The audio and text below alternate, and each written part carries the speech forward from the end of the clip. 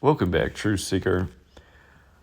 On the 83rd day of the year, March 24th, 2025, Israel purposefully targeted a 23-year-old journalist for Al Jazeera with an airstrike and killed him on the 83rd day of the year. Of course, in the practice of coding numbers into words, Gematria, murder, equates to 83. Like how there's that song from 1983 about how murdering is the sport of the elected and it's as simple as ABC as 1, 2, 3.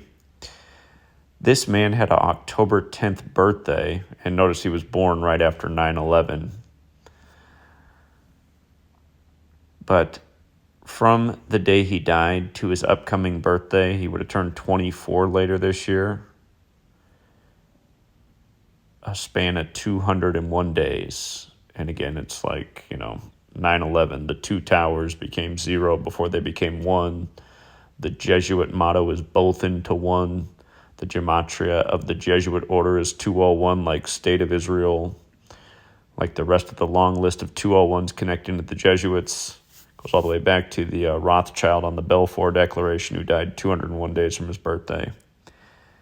But yeah, purposefully targeting journalists is a war crime.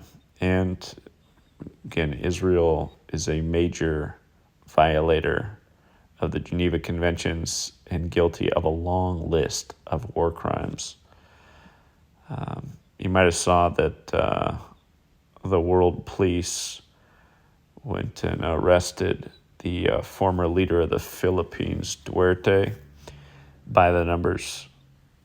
Again, you got to ask yourself, why doesn't this happen to the Israeli leaders who create some horrific crimes? On Monday, Israeli strikes killed two Palestinian journalists, Al Jazeera's Hossam Shabat, who was 23 years old, and Palestine's Today's Mohammed Mansour, who was killed in his apartment alongside his wife. This brings the total number of journalists that Israel has killed in Gaza over the past year and a half to 206. That's an interesting number to report, 206. That's how many bones are in the adult body in Jewish gematria. Sacrifice equates to 206. Just before his death, Shabat had shared news of Mansour's killing on social media and filed an article with Drop Site News describing Israel's scorched earth campaign in his hometown of Beit Hanun. His editor, Sharif Abdul Qudus, remembers Shabat as a warm and funny person, dedicated to his job and his community. In recent months, he had been under increasing surveillance by the Israeli military, which labeled him a terrorist and placed him on a hit list. Despite being targeted and openly hunted, Shabat continued nevertheless to cover the genocide of his people.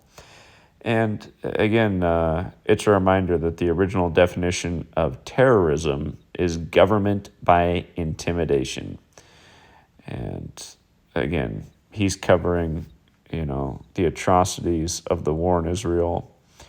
And then by that government, they call him a terrorist. And then they target him and kill him on the 83rd day of the year. And meanwhile, the U.S. will continue to send billions of dollars to this same nation. And in a way, I guess Israel's a lot like the U.S. The U.S. does the exact same type of things. And this is the nation that was born out of genocide and of slavery. And it's also the same nation where the Jesuits have been here since pretty much the beginning, running the show. That's why the capital was moved to their stronghold, and the inauguration day was moved to the 201st day of the year. And right now there's another Jesuit chump named Trump in the White House, and he sacrificed his ex-wife, as we all know, exactly 60 weeks into the first ever Jesuit Ignatian year. On the same day he said he'd run in the 60th election, and then he buried her on the 201st day of the year. So yeah, R.I.P. to this young man. And for anyone out there listening, what about Biden? Yeah, he did the same thing. He killed his son Beau Biden at 46 in a 201 ritual, 201 days from the only Jesuit Pope's birthday. Had the same Jesuit priest do his funeral and his inauguration on the 201st day of the year, and on and on and on. But yeah, again, Israel and the U.S. controlled by the same Jesuit 201 forces. And now it's this young guy, 201 days from his birthday.